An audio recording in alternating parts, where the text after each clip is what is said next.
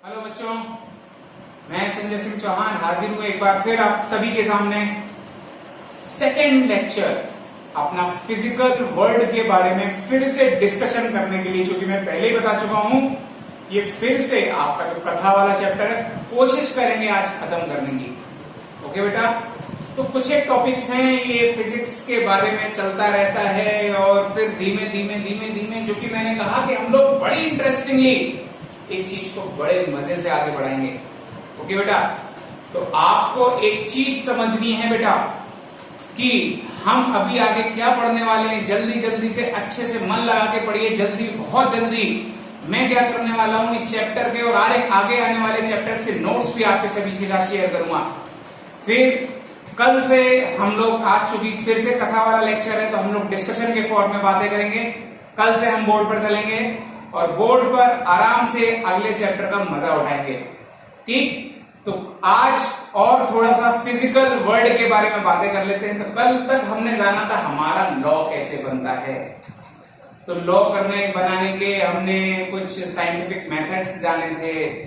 ठीक है, तो अब उसके आगे थोड़ा सा कहते सर आपने इतनी सारी चीजें बता दी, लॉ कैसे बनता है, ये कैसे बनता है, वो कैसे बनता है, सब बता दिया, लेकिन सर एक तो गड़बड़ है, एक चीज बड़ा दिमाग खराब वाली चीज है कि आपने बोला कि हमारे जो इनर वर्ल्ड के बाहर है ये सब कुछ फिजिकल वर्ल्ड है।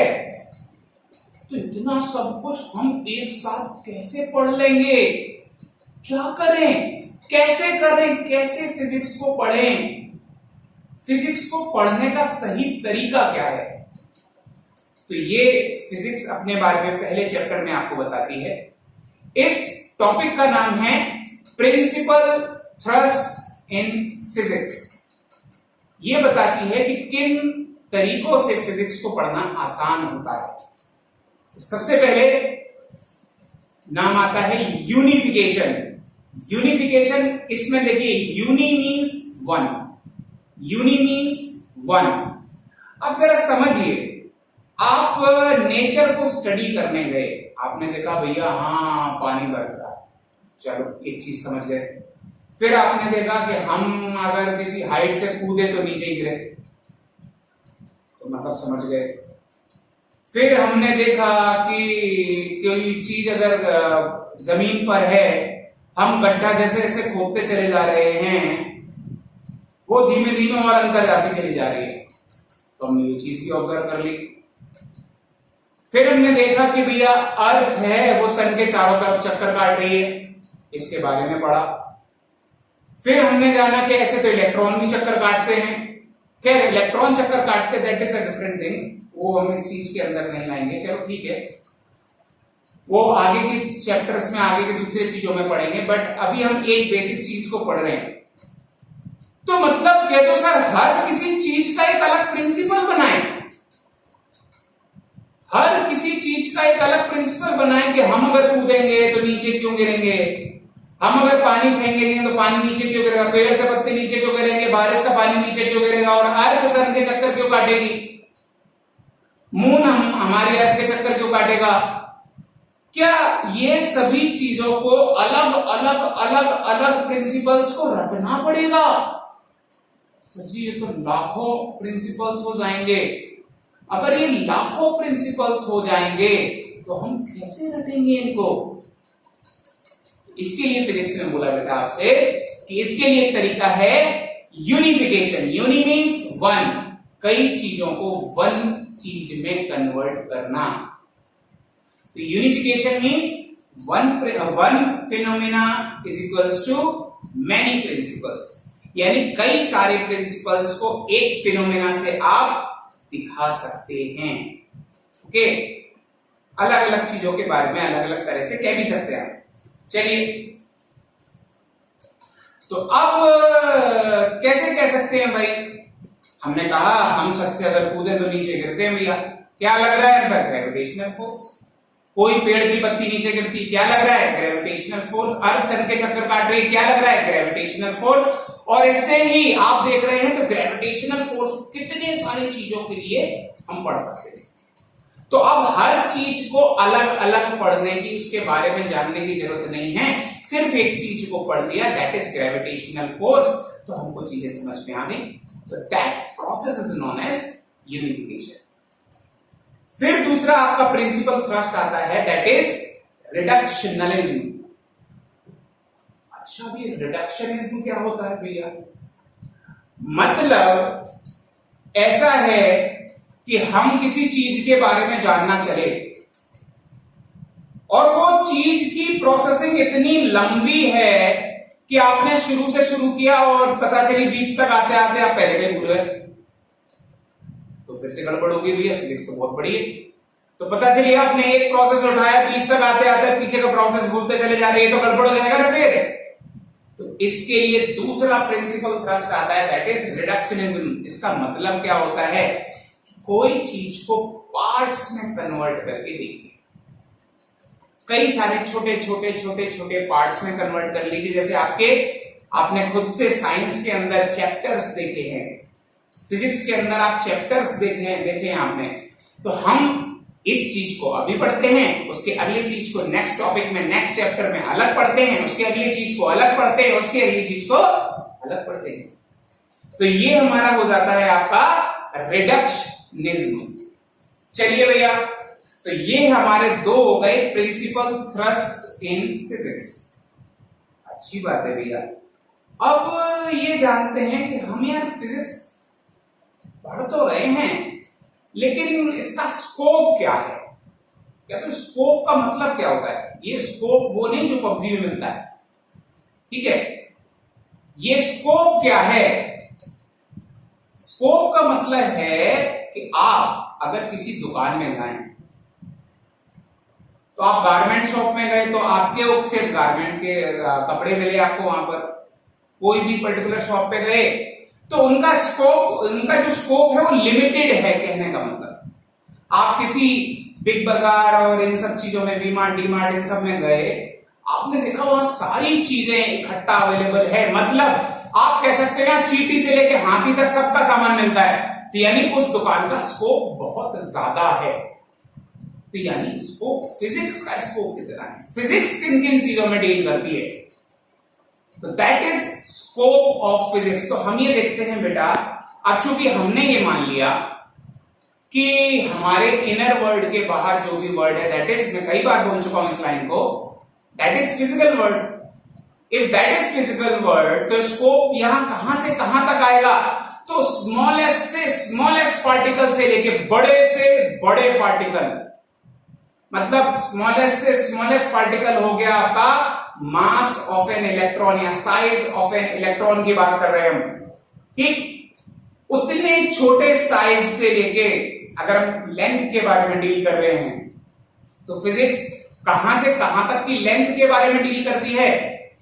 साइज ऑफ एन इलेक्ट्रॉन से लेके, साइज ऑफ एन इलेक्ट्रॉन से लेके साइज ऑफ यूनिवर्स। जो विजिबल यूनिवर्स है, which is around 10 to the power 55 if I'm not wrong, हो भी सकता है, मैं आपको फिर एग्जैक्ट आंकड़ा आपका जो भी है नोट्स में दूंगा, ठीक है? तो ऐसा है बेटा कि जो साइज ऑफ विजिबल यूनिवर्स है, इतने से इतने बड़े के बीच में कोई भी लेंथ हो फिजिक्स के अंदर डील कर लेते हैं। तो that is scope of physics in terms of length. अच्छा जी, मास के बारे में बात करो तो mass of the smallest particle, that is mass of the atom, और मास ऑफ एन इलेक्ट्रॉन, सबसे छोटा mass of an electron 9.1 into 10 to the power minus 31 kilogram. सोचना कितना छोटा है। 9.1 लिखिए, नीचे 10 1 लिखिए, उसके आगे 31 जीरो लगा दीजिए, इतना छोटा है इलेक्ट्रॉन।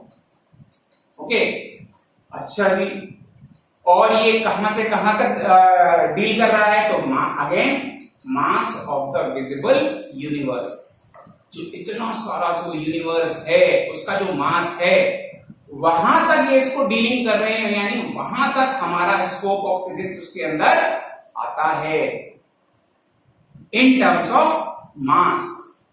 तो मास आ गया, लेंथ आ गया, अब अलग अलग चीजों के बारे में अलग अलग स्कोप की बात हम कर सकते हैं। आपको स्कोप ऑफ फिजिक्स का मतलब समझ में आ जाना चाहिए कि स्कोप के बारे में अगर हम बात करें तो मतलब फिजिक्स किन चीजों में डील कर रही है, स्मॉलेस्ट क्या है और मैक्सिमम क्या है। चलिए, next topic is excitement of physics. इसका मतलब क्या है? इसका मतलब यह है कि जब आप फिजिक्स पढ़ते हैं तो एक्साइटेड हो जाते हैं। क्यों हो जाते हैं भैया? आप जरा सोचिए, अगर फिजिक्स नहीं होती तो क्या होता। ये फिजिक्स ने अपने बारे में इस चैप्टर में बताया, that is this chapter is known as physical world. मतलब सोचिए, अगर फिजिक्स नहीं होती तो बेटा आदिवासी पत्ते पहन के घूमते थे। आप जो अच्छे अच्छे कपड़े पहनते हैं ना, ये फिजिक्स की देन है, टेक्नोलॉजी की देन है। आगे हम पढ़ेंगे इसके बारे में, ठीक है।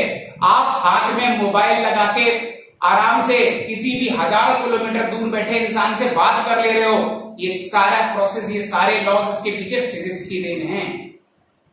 लॉकडाउन पीरियड में आप घर के अंदर बंद हो और फिर भी आराम से मेरे को देख पा रहे हो, मेरे को सुन पा रहे हो, अच्छे से पढ़ पा रहे हो, तो ये भी फिजिक्स की ही देन है। रोबोटिक्स और जितनी सारी ब्रांचेस आजकल इतनी सारी आ गई हैं, जितना आप रिसर्च कर सकते हैं, तो ये सब कुछ फिजिक्स के अंदर आता है। तो that topic defines that how you exactly got excited while you reading physics. Okay, तो अगले टॉपिक पर जाते टाइम मैं आपको एक चीज बता दूं कि हमने पढ़ा कि सर ये तो समझ में नहीं आया। अलग अलग टीचर जो आते हैं ना, अपने अपने सब्जेक्ट की बहुत तारीफ करते हैं। केमिस्ट्री वाले सर कहते हैं सबसे अच्छी केमिस्ट्री, बायोलॉजी वाले सर कहते हैं सबसे अच्छी बायोलॉजी, सब लोग कहते हैं सबसे अच्छी उनके सब्जेक्ट। तो भैया फिजिक्स भी कह लेती है कि हम भैया सबसे अच्छे हैं, ठीक है। और सिर्फ कहते नहीं, विद प्रूफ के साथ कहते हैं, ठीक। तो इधर आपके 11 के फर्स्ट चैप्टर में फिजिकल वर्ल्ड में विद प्रूफ दिया गया है that physics in relation with other sciences. Physics को अदर साइंसेस से किस तरह से रिलेट कर सकते हैं, मतलब फिजिक्स ने अदर साइंसेस को भी किस तरह से हेल्प किया है। तो हम बात कर लेते हैं physics in relation with chemistry की बात कर लेते हैं। तो बेटा देखिए, आपने एक बहुत ही फेमस फॉर्मूला पढ़ा होगा, आइंस्टाइन जी का, द ग्रेट आइंस्टाइन जी का, E = mc²। पढ़ा है कि नहीं पढ़ा है? अच्छा जी। तो ये फॉर्मूला क्या बताता है? आपको पता है इस फॉर्मूले ने पूरी दुनिया बदल दी थी। एंड वही मैं आपको एक चीज बताता हूं कि एक अगर थ्योरेटिकल कॉन्सेप्ट की तरह रट लो और दूसरा अच्छी तरह से समझ लो, तो इसके बीच में बहुत सारा अंतर हो जाता है बेटा।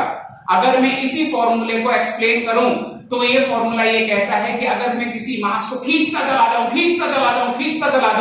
तो एनर्जी में कन्वर्ट हो जाएगा, और एनर्जी को कंप्रेस करता चला जाऊं तो ये मास में कन्वर्ट हो जाएगी। तो कह दो सर इसने फॉर्मूले ने दुनिया कहां से बदल दी? ऐसे तो कुछ भी यार, पकड़ के खींच लो इंसान को, खींचो, टूट जाएगा, मर जाएगा इंसान, भूत बन जाएगा, बन गया एनर्जी। तो इसने दुनिया कहां से बदल दी है? तो हम जानते नॉन फैक्ट होता है, लेकिन हम ये कहते हैं, समझिए, जो न्यूक्लियर बॉम्ब गिरता है ना, वो भी इसी फॉर्मूले की एक यही फॉर्मूला उसके अंदर अप्लाई होता है। मतलब एक मास किसमें कन्वर्ट हो रहा होता है? एनर्जी में, और इतनी एनर्जी होती है कि शहर के शहर तबाह हो जाते हैं बेटा, ठीक है। तो अब केमिस्ट्री की बात कर रहे हैं, तो केमिस्ट्री में ही ये फॉर्मूला किस तरह से बताता है? तो आप ऐसा समझिए कि सपोज ये बॉटल है, आप रात को सोए, इसमें पानी भर के सोए। पानी में क्या होता है? हाइड्रोजन और ऑक्सीजन। हाइड्रोजन और ऑक्सीजन ने मिलकर ये पानी बनाया। अच्छा जी, क्या कभी आपने सोचा कि रात के टाइम अगर पानी को भर के रख के और रात के टाइम हो जाए हाइड्रोजन ऑक्सीजन की लड़ाई, आप पीने के लिए पानी ऐसे खोलो और हाइड्रोजन ऑक्सीजन में तो लड़ाई हो गई थी, एक इधर निकल जाए एक इधर निकल जाए, भाड़ में जाओ एटॉम में। क्या ऐसा होता है? मतलब हाइड्रोजन और ऑक्सीजन किसी फोर्स के कारण बाउंडेड होंगे, तो ये बाइंडिंग एनर्जी किस तरह से उनको मिल रही है, ये सारी चीजें फिजिक्स एक्सप्लेन करती है। जितने भी आपके मॉलिक्यूल्स हैं, H2SO4 ले लो, NaNOH ले लो, जितने भी ले लो आप, ठीक, मोर देन वन एटॉमिक चीज की जितनी भी चीजें ले लो, उसके अंदर जितने भी बाइंडिंग एनर्जी दो चीजों को बाइंड करके रख रही है, वो कौन बता रहा है? वो फिजिक्स बता रही है आपको कि भैया कितनी बाइंडिंग एनर्जी है जो बाइंड करके रखी हुई है। अच्छा, दूसरी चीज कि हमें पता है कि दो चार्जेस एक दूसरे के ऊपर फोर्स लगाते हैं, हाइड्रोजन और ऑक्सीजन ने एक दूसरे पर फोर्स लगाया होगा, कितना लगाया? इस चीज को आप 11th में 12th में पढ़ेंगे, तो वो फोर्स भी फिजिक्स ही कैलकुलेट करके दे रहा है। तो physics is helping very much in chemistry as well. Okay, now physics in relation with biology की बात कर लेते तो नहीं, हमें तो सर बायो फेवरेट है हमारी, बायो के बारे में बोल जाना, लेकिन हम तो भैया फिजिक्स के हैं, हम तो बायो की बात करेंगे, हम तो फिजिक्स की बात करेंगे, बायो की बात क्यों करेंगे? तो देखिए, आपने पहले देखा होगा कि आपको कोई बीमारी होती थी, आप डॉक्टर्स के पास जाते थे, ठीक है, तो अलग अलग तरीके से डॉक्टर अपना अपना इलाज करते थे। आज के टाइम पर आप डॉक्टर के पास जाते हैं, तो हम बायोलॉजी की बात कर रहे हैं बेटा, आज के टाइम पर आप डॉक्टर के पास जाते हैं, डॉक्टर सबसे पहले क्या बोलते हैं? बैठो, ठीक, और कुछ यहां कानों में लगाते, जैसे स्टेथोस्कोप कहते हैं, आपके कुछ साउंड को कैप्चर करने की कोशिश करते हैं। वो किसने बना के दिया? किसने बना के दिया? वो फिजिक्स ने बना के दिया। इवन छोटी से छोटी चीज को लेके बड़ी से बड़ी चीज जो आप साइंस के अंदर यूज कर रहे हैं, ये सब कुछ फिजिक्स की देन है। तो बायोलॉजी के क्षेत्र में, बायोलॉजी की लाइन में बहुत सारी चीजें फिजिक्स की देन। आज आप जानते हो कि कोरोना वायरस का साइज कितना है, कोरोना वायरस किस तरह से मतलब अपीयरेंस में आप बहुत सारे छोटे छोटे उसके डायग्राम्स बना लेते हैं। तो ये सारी चीजें किन की हेल्प से जानी आपने? उस माइक्रोस्कोप की हेल्प से जानी। ये किसने दिया? ये भी फिजिक्स ने बना के दिया आपको। फिजिक्स ने जब टेक्नोलॉजी का यूज किया तब ये चीज बन के आई और आपको काफी सारी हेल्प हुई। तो भैया फिजिक्स ने बायोलॉजी की लाइन में बहुत सारी हेल्प की है। फिर physics in relation with other things like astrology, astronomy और ये सब वो सब आप जानते हैं कि भैया जितनी डिस्टेंसेस हैं, हमको कैसे पता चलता कि भैया अगर यहां से हमारे सन के बीच की डिस्टेंस कितनी है, हमको कैसे पता चलता मून हमसे कितनी दूरी पर, मार्स हमसे कितनी दूरी पर है, ठीक। और ये सारी चीजें ये कौन बता रहा है? ये फिजिक्स बता रहा है, कैलकुलेट करके दे रहा है आपको, अपने फिनोमेना से, अपने लॉज के जरिए आपको कैलकुलेट करके दे रहा है, तब आप निकाल पा रहे हैं। अच्छा जी, तो ऐसा आपने एक और टीवी पे एक शो देखा होगा जिसको कहते थे साइंस ऑफ स्टूपिड। एक शो आता था, तो उसमें ये दिखाता था कि भैया कोई एक ऐसे बंदा कूदा और ऐसे ऐसे ऐसे ऐसे करके यहां गिरा, तो वो जो भी बंदा एंकर था वो ये कह सकता था कि नहीं भैया इतने एंगल पर कूदे होते और इतने उस पर कूदे होते। यानी वो क्वालिटेटिव नहीं क्वांटिटेटिव एनालिसिस की बात कर रहा है यहां पर, यानी फिजिक्स की बात कर रहा है कि इतने एंगल पर इतने से उसने पर कूदे होते तो मैक्सिमम चीज को अटेन कर लेते, ठीक। तो physics is helping in the case of in the field of science as well. Ball, जो बॉलर्स होते हैं बॉल को स्विंग कराते हैं, बॉल को स्पिन कराते हैं, कैसे जाना, ये कैसे कर लेते हैं, ये सारी लॉस फिजिक्स की देन है। एंड ये फिजिक्स पहले चैप्टर में अपने बारे में इस तरह से आपको बता रहा है, तो आप मजे से इस चीज को पढ़िए। चलिए अगला टॉपिक है आपका physics in relation to technology. तो भैया टेक्नोलॉजी की बात कर लेते हैं। तो बताया आपको हमारे बेचारे न्यूटन जी और बहुत सारे साइंटिस्ट जी अपने अपने लॉ देके स्वर्ग सिधार गए। उन्हें पता भी नहीं था, पता कि आज के साइंटिस्ट उनकी चीजों को, उनके लॉस को यूज करके बड़ी बड़ी डिवाइसेस बना लेंगे। बर्नौली जी ने तो बर्नौली प्रिंसिपल दिया था, उन्हें पता ही नहीं था कि इस बर्नौली प्रिंसिपल का यूज करके साइंटिस्ट लोग एरोप्लेन बना लेंगे। न्यूटन के लॉज ऑफ मोशन से कितनी सारी चीजें बन जाती हैं, आधी से ज्यादा चीजें समझ में आ जाती हैं, उसमें न्यूटन के लॉज ऑफ मोशन लगे होते हैं। न्यूटन बेचारे को तो पता भी नहीं था। जब वो चला गया कहीं ऊपर से बैठ के देखता होगा, अच्छा हमने दिया था और तुमने ये बना लिया। हाँ जी बेटा, हम लोग पढ़ रहे थे physics in relation with the technology. तो बेटा इसी चैप्टर में आपको आपके बुक्स के अंदर, आपको एनसीईआरटी में भी मिलेगी, और मैं ही अपने नोट्स के अंदर भी काफी सारी एक लिस्ट शेयर करूंगा। ये लिस्ट जो आपको यहां दिखाई दे रही है, इस लिस्ट को मैं शेयर करूंगा, जिसके अंदर ये क्लियरली मेंशन है कि कौन से साइंटिस्ट ने कौन सी रिसर्च की, कौन सी एप्लीकेशन दिया, कौन सा लॉ दिया, जिसकी हेल्प से टेक्निकल चीजों में टेक्निकली उसको यूज करके कई सारी चीजें बन गई। आज टेक्नोलॉजी करती क्या है, फिजिक्स के लॉस को उठाती है और उसको एक जीवंत रूप दे देती है, उसको एक ऐसा रूप दे देती है जिसके कारण से आप कोई चीजों को सामने देख पाते हैं।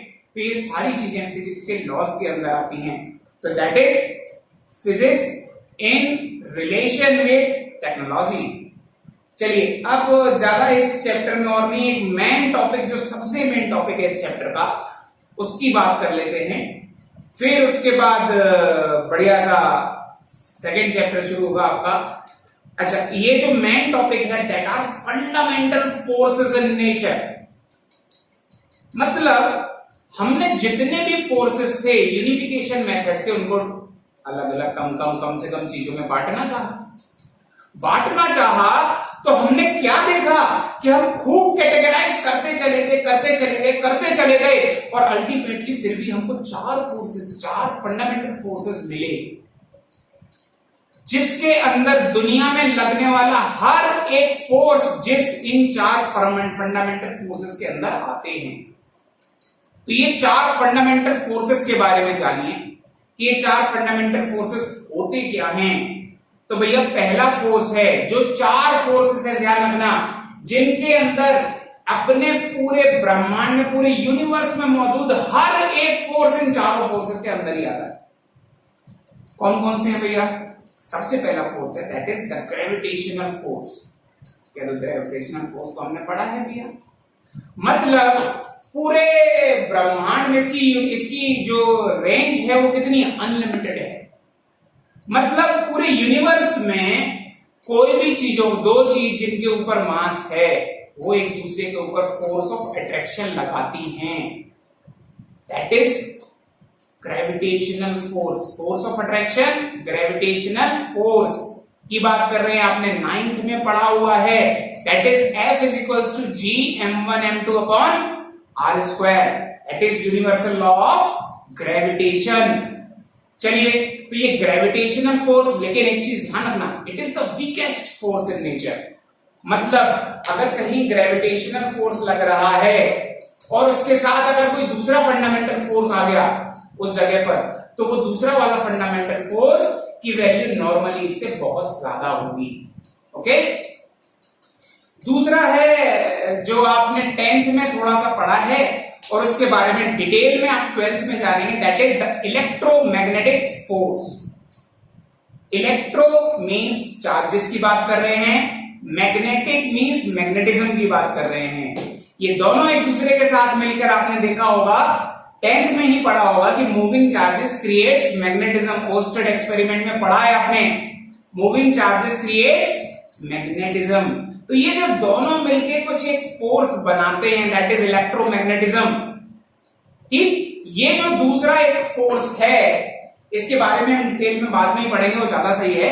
ठीक है, तो that force is known as second fundamental force, that is electromagnetic force.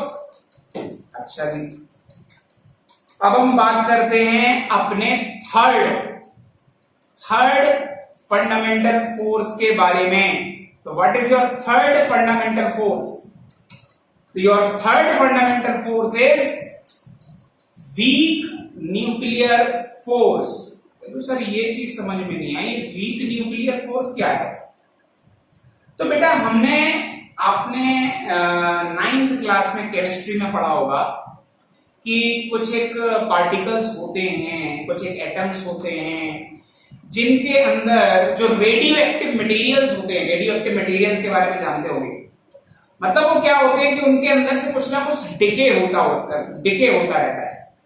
तो भैया डिके कब होगा? किसी चीज के अंदर से चीजें कब बाहर निकल के आएंगी, कब झड़ेंगी? जब उसके अंदर का फोर्स वीक होगा। तो भैया रेडियो एक्टिव डिके के बारे में आप थोड़ा सा डिटेल में बाद में जानेंगे। 12th में ये पूरा चैप्टर है कि 3 तरह का डिके होता है। 3 तरह से न्यूक्लियस के अंदर चीजें बाहर निकल के आती हैं, that is alpha decay, beta decay and gamma decay. ठीक है, और केमिस्ट्री में भी आप इसके बारे में जानते रहेंगे। तो that is weak nuclear force, जो रेडियो एक्टिव मटेरियल्स के अंदर, न्यूक्लियस के अंदर होता है। अच्छा, लास्ट फोर्स की बात कर लेते हैं, that is strong nuclear force. इन सभी चीजों के ध्यान रखना, इन सभी फोर्सेस के बारे में फुल डिटेल में आपको आपके नोट्स में मिलेगा। आप बस इस चीज को समझते जाइए। ये चैप्टर बस इस तरह से ही खत्म हो जाने दो। बड़ा एक अपने बारे में, फिजिक्स के बारे में कई चीजें जानने को मिली आपको इस चैप्टर में। तो लास्ट वाले फंडामेंटल फोर्स के बारे में बात कर लेते हैं, जिसके बाद थोड़ी सी और बात करेंगे, that is strong nuclear force. Strong nuclear force क्या होता है? हमने न्यूक्लियर बॉम्ब के बारे में तो सुना। मतलब अगर कोई एक न्यूक्लियस ऐसा है जिसके अंदर से डिके नहीं हो रहा है, जिसके अंदर डिके नहीं हो रहा है, तो यार वो वाला फोर्स तो स्ट्रॉन्ग न्यूक्लियर फोर्स हुआ। मतलब वो स्टेबल न्यूक्लियस है, उसके अंदर से कोई चीज बाहर नहीं आ रही है, बट समहाउ अगर आप उसको अनस्टेबल बना देते हो उस न्यूक्लियस को, और न्यूक्लियस जब फटता है तो कितनी एनर्जी निकलती है? आपने देखा है न्यूक्लियर बॉम्ब के केस में? देखा तो नहीं है, बट पढ़ा तो इसके बारे में। न्यूक्लियर बॉम्ब कितना ज्यादा डेवेस्टेटिंग होता है, कितना ज्यादा एक एनर्जी उसके अंदर से निकलती है और सब कुछ तबाह हो जाता है। ठीक, तो दैट फोर्स जो एक स्टेबल न्यूक्लियस के न्यूक्लियॉन्स के बीच में होता है, that force is strong nuclear force. चलिए, and this strong nuclear force is the strongest force in nature. Strongest force in nature. चलिए, तो अपना ये चैप्टर जो हमारा है पहला कथावाचक वाला चैप्टर, वो यहीं पर समाप्त होता है। ठीक है, हमें आशा है कि आपको थोड़ा सा इसमें आनंद आया होगा। इसमें फिजिक्स अपने बारे में बता रही थी कि हम क्या क्या करते हैं, कहां कहां करते हैं, कितनी मतलब इसके अंदर चीजें कितनी जगह पर फैली हुई है हमारी फिजिक्स, और क्या क्या पढ़ना है आपको इतने बारे में। अभी तक आपने कुछ नहीं पढ़ा उसके बारे में। बिल्कुल एक गहरा समुद्र, एक बहुत ही बड़ा से बड़ा समुद्र है। जितना आप पढ़ते जाएंगे उतना और नया जानते जाएंगे इस फिजिक्स के बारे में। तो क्यों ना बड़े मजे के तरीके से पढ़े, बड़ा एंजॉयमेंट के साथ पढ़े। तो जो नए स्टूडेंट आज जुड़ रहे हैं हमारे साथ, एक जल्दी से अगर वीडियो अच्छा लगा हो तो लाइक कर दो, एक सब्सक्राइब वाला बटन दबा दो, बेल आइकन पर प्रेस कर दो, क्योंकि अगला वीडियो भी जल्दी आएगा आपके पास। तो आप अगला वीडियो बिल्कुल भी मिस मत करना, क्योंकि वो अगले चैप्टर का पहला वीडियो होगा जो बहुत जरूरी आपके लिए बेटा। तो अब नेक्स्ट वीडियो में मिलते हैं आपसे, तब तक के लिए जय हिंद।